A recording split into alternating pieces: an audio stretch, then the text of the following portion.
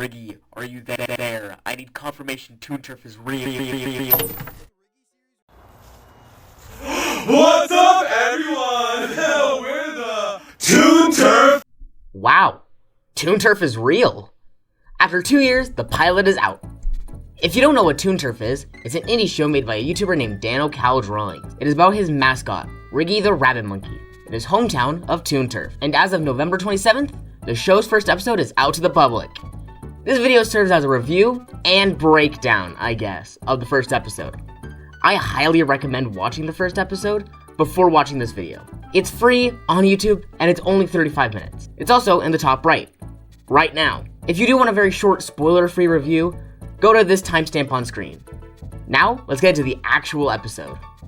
It starts out switching from baby Riggy in a classroom, learning about being a hero, and the town being in flames. It's a really good way to start it, in my opinion. It resembles the start of his life and what he wants, which is innocent and wanting to be a hero. Then it also shows what might happen in his future, which is murder. I can neither confirm nor deny foreshadowing. He then wakes up in a cold sweat and states, Phew, it's just a nightmare. Thank goodness. For a second there, I thought everything was on fire and... which tells us he was dreaming about the fire and not the school stuff. To me, this makes him seem like right now in his life, he's in the middle between being good and bad. The main thing that tells me the dream was a vision of the possible future was the fact he isn't wearing a hoodie, which we know he stopped wearing later in his life. Riggy is teetering on the fence of good and bad. After that, Riggy messes around and plays capture the flag with his neighbors. I like the scene. It really shows the cartoon logic and the fact that people can't die easily in Toon Turf, which is a stark difference between the next scene, which isn't silly. First appearance of his parents and siblings. His parents are very rude to him. This really cements his rocky relationship with his parents and brother, because we also see him being compared to him. His brother is a doctor and is obviously their parents' favorite. This scene does do more though, because it names the three main towns we know about. Bluebird, which is where Riggy lives, Rhinopolis, and Toonville. Toonville is where Riggy is moving to. We get told that it's full of crime and games. We also get told about Lucky, specifically how much he does. He's an actor, businessman, and helps out around the towns. The beginning credits roll, and then Riggy arrives at his house.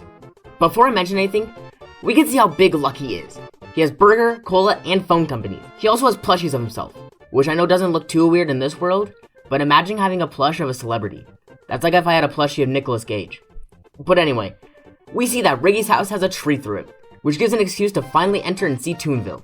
We see townspeople, someone calling Riggy a freak for his tail, decorations for Red Rabbit Day, until Riggy crashes into someone. This scene acts as a way for us to see that two species animals aren't normal. We also meet Dolph the Dolphin and Ruby, a red rabbit, who Riggy... yeah. So now, we might have a possible love interest for Riggy, which is dope. Even though we know that it might not have ended well, we also learn about the Red Rabbit, who may be a criminal or a framed one. Due to the interaction between Riggy and Ruby, where Riggy says bluntly, You guys have that weird holiday today. Isn't it strange that Toonville throws a party over some freak terrorist every year? leads to Ruby to start crying. We know the person who was arrested was Ruby's dad, which happened when she was really young. We can also assume from these images from possibly her dad that he is innocent. But in the context of the episode and nothing else, this sets up a question for the audience to ask. Who is the Red Rabbit, and are they guilty? The next scene is the big reveal of Lucky, who's at Crank's construction. It really shows how popular Lucky is, with the crowd surrounding him and the fact he literally had a worker hit someone with a car and no big reaction happens. Also, disliking him is such a big deal. We also have Riggy commit his first crime, vandalism. This scene is also important because we are introduced to Riggy's first friend in Toonville, Billy. He is the first genuinely kind person that has talked to Riggy, and at least to me, was very easy to get attached to. The next scene is in Billy's house. Billy's home is a simple and small one, where Riggy learns more about Billy. He helps his mom with bills, pays at the pet shop, helps a charity, and helps relocate penguins. This scene really helps build the fact that Billy is an insanely kind person that will help whenever he can. It also has, Oh, sorry, I've never done well with fire. I can neither confirm nor deny foreshadowing. We also get more information on the Red Rabbit, which gives us the name of him, Randy Rabbit, and the fact he's been saying he's innocent for 20 years. After that, we have Riggy going home, where he finds penguins destroying his stuff, and he meets Darius Stacks Daggers, who is obviously on natural resources. This scene informs us about the fact that pure sugar is a natural resource in the Toon Turf world. The clouds affect everyone in weird ways. Darius mentions the disappearing of people and buildings, the inconsistencies in their world, and all the issues, and brings it all back to the clouds. And he blames it on the people who go in and out of the Lucky Factory in Toonville, saying that busting that operation would make someone a hero. Riggy then goes to Billy and convinces him to help him figure it out. When it turns night, they go to the factory and break in. They look around and find absolutely nothing, except how to release gasoline from a truck that goes on to Billy. I can neither confirm nor... Anyway, the garage opens and they hide. We see the dolphins open a plushie to find Cloud inside of it. After a couple of hours, Riggy blows her cover, and then an intense chase happens inside of the building. That leads to fire and eventually... Woohoo! What an adventure! That was so cool how we jumped out of the thing and... Oh, Billy, Billy screams his lungs out, begging for Riggy not to leave him. Riggy goes to get water and the screaming stops. A corpse just lingers there. Riggy runs and we see two people watching from the bushes. One with two different colored eyes, and Darius. This is, of course, the emotional climax of the episode.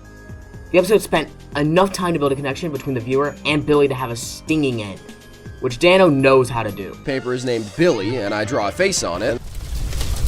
The episode ends with a news report talking about the explosion and the deaths of Billy, Rolf, and Dolph.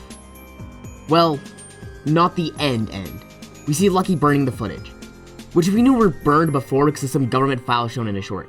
Apparently, Lucky has been watching Riggy for a while, and he has also seen the same dream as Riggy. Some small details I picked up were the text on the news, like attempted prison break by hooded figure in Rhinopolis, scares locals. Raccoon population decreases by 95%. And the last news report, which has so much that I'll just do highlights. Ice cream worker Barry Bearson fired for tampering with machines. Territory dispute in town center, as newly opened Crane's Constructions was tagged in signature Fox red spray paint. We also hear on the news that Timmy Parrott was found dead due to drowning. There's also a poster in Crane's Construction that says, "I'm gonna crank your head open if you don't buy a new house from us." Which tells me he's probably gonna be a villain, or at least a bad guy, if the working with Lucky part didn't already show that. There's also what the ice cream flavors are. I'm not reading them out loud. We can see on the newspaper Riggy's dad reads, it has news articles about the increase in plant growth caused by Lucky. One of the trees is actually the one that grew through Riggy's house. One of the news articles says, celebrity responsible for global warming, which says the Lucky factories have caused Toonville air quality to drop 40%. One about the Crane's Casas rebrand, and finally, mail fraud, which says, there's been mail fraud. That's the news. Your mail isn't safe. Be better. Hand deliver it. I don't know. I hate my job. And the following paragraph says the article is a joke by a writer and that your mail is safe. So that was the first episode of Toon Turf. Really good, to be completely honest. I can see that the 2 years were put into making this as good as possible. I think the writing is great. The story was really entertaining and interesting. The characters are so well written and unique. Riggy wasn't my favorite character, but this pilot made me actually really like him. It gave him a lot of depth that I felt like he needed. All the side characters were so enjoyable.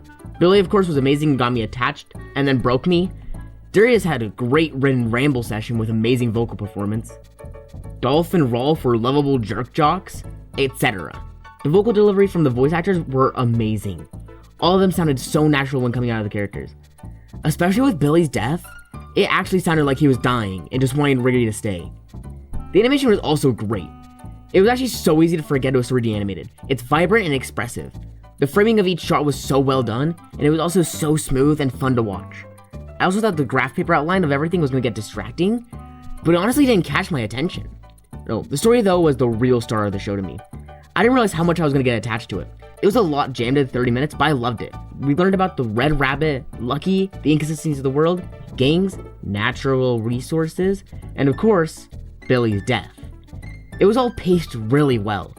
The only thing I didn't really enjoy about the story was the random bullets getting shot at Riggy. Reading the news article made me realize it was because of gang activity with the signature Fox red spray paint. The ending was also really impactful for some reason.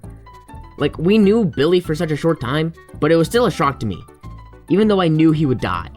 I also think the breaking news report at the end looked so good and felt so real. The ending is both satisfying and unsatisfying. I wasn't expecting a happy ending, but I kind of wanted closure. But I feel like the lack of satisfaction and closure was a great feeling to end it on. The only thing I was expecting more of was comedy. The only part that really made me laugh was the dolphins in the Lucky Factory. Put your hands up. Whichever one makes an L, that's left. Go that way. We got fins, man. Oh, you're right. I know this episode wasn't supposed to be a comedy, but I was expecting a little bit more humor. But in the end, it was great. I'm actually so happy it finally came out, and I really want more episodes. Hopefully with the first episode finally coming out, the rest of them will come out quicker. Also, hi, it's that timestamp from the beginning. It's actually really good. You should watch it. It's a great and well-made pilot with a lot of soul and heart. So yeah, that's the video. Again, if you haven't watched it, do that right now. Please. It's on screen along with my channel. Subscribe, please.